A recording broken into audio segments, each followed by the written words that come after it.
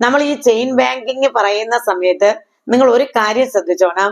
Group ബാങ്കിങ്ങും ഉണ്ട്, correspondent ബാങ്കിങ്ങും ഉണ്ട്. ഇനി നമുക്ക് പഠിക്കാൻ ഈ 3 ബാങ്കിങ്ങും കൂടെ നിങ്ങൾക്ക് തിരിഞ്ഞു പോകും. ഏത് 3 ബാങ്കിങ്ങും കൂടെ ഞാൻ പറഞ്ഞത്?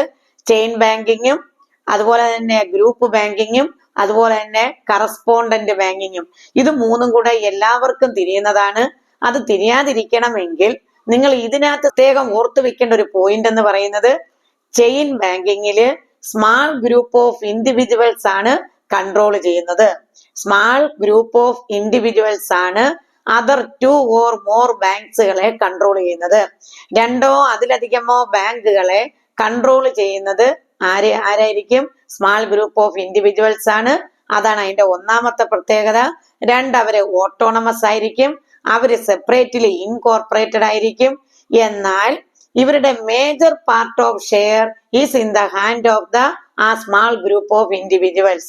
ഈ പറയുന്ന ബാങ്കുകളുടെ മേജർ പാർട്ട് ഓഫ് ഷെയർസും ആരുടെ കയ്യിലായിരിക്കും? ഈ പറയുന്ന സ്മാൾ ഗ്രൂപ്പ് ഓഫ് ഇൻഡിവിജ്വൽസിന്റെ കയ്യിലായിരിക്കും.